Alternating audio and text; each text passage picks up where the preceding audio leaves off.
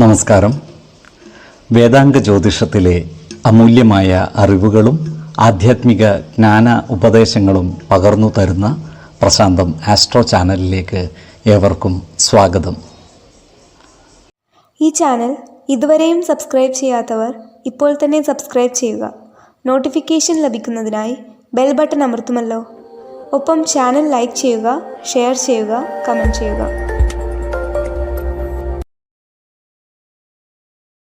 കൊല്ലവർഷം 1199 മിഥുന സംക്രമം ഉത്രം നക്ഷത്രത്തിലാണ്.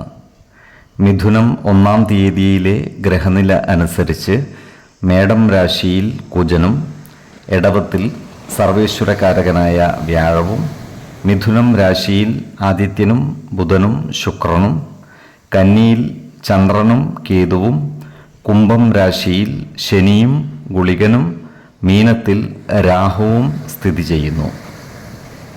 അത്തം നക്ഷത്രത്തിൽ ജനിച്ചവർക്ക് മിഥുനമാസം ഗുണഫലങ്ങൾ കൂടിയിരിക്കും. ഈ നക്ഷത്രക്കാർക്ക് കർമ്മ മേഖലകളിൽ കാര്യങ്ങൾ അനുകൂലമായിരിക്കും. ഏത് കാര്യത്തിലായാലും ഉചിതമായ തീരുമാനങ്ങളെടുത്ത് അതിനനുസരിച്ച് പ്രവർത്തിക്കുവാൻ ഇവർക്ക് സാധിക്കുന്നതുമാണ്.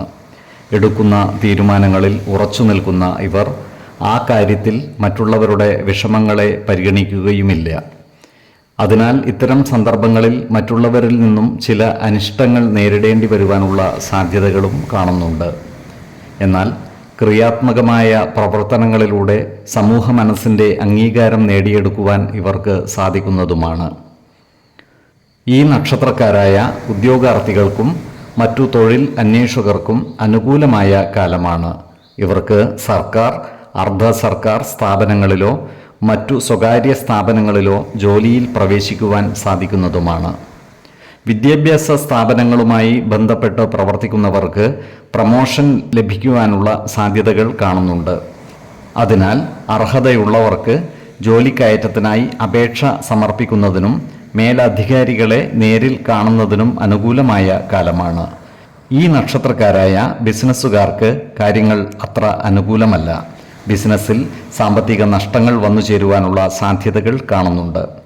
അതിനാൽ ബിസിനസ്സിൽ പുതിയ നിക്ഷേപങ്ങൾ നടത്തുമ്പോഴും പുതിയ മാറ്റങ്ങൾ കൊണ്ടുവരുമ്പോഴും ജാഗ്രത പാലിക്കുന്നത് ഗുണകരമായിരിക്കും. എന്നാൽ കാലത്തിനനുസരിച്ചുള്ള സാങ്കേതിക വിദ്യകൾ ബിസിനസ് രംഗത്ത് കൊണ്ടുവരുന്നതിനും മറ്റും ഇവർ പരിശ്രമിക്കുന്നതായി കാണാം. ഈശ്വര കടാക്ഷത്താൽ എല്ലാ പ്രതിസന്ധികളെയും മറികടക്കുവാൻ ഇവർക്ക് സാധിക്കുന്നതുമാണ്. 5, 14, 26 തീയതികൾ അനുകൂലമാണ്.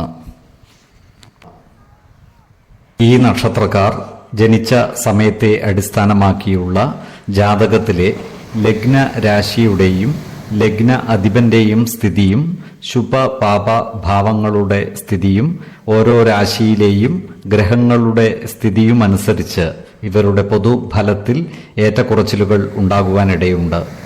കുടുംബ ദേവതകളെയും ഇഷ്ടദേവതകളെയും ഉപാസിക്കുന്നത് ഇവർക്ക് ആയുരാരോഗ്യ സൗഖ്യമേകും. ഇഷ്ടദേവതാ മന്ത്രം 108 തവണ ദിനംതോറും ലിഖിത ജപം ചെയ്തു വരുന്നത് ഇവർക്ക് സർവ ഐശ്വര്യങ്ങളുമേകും. നല്ല വ്യക്തി സാധനകളോടെയും ഉപാസനകളോടെയും മുന്നേറിയാൽ സർവേശ്വരാനുഗ്രഹത്താൽ ഇവരുടെ സർവകാര്യങ്ങളും മംഗളകരമാകും. നന്ദി, നമസ്കാരം. ജ്യോതിഷരത്നം പ്രശാന്ത് കണ്ണോം.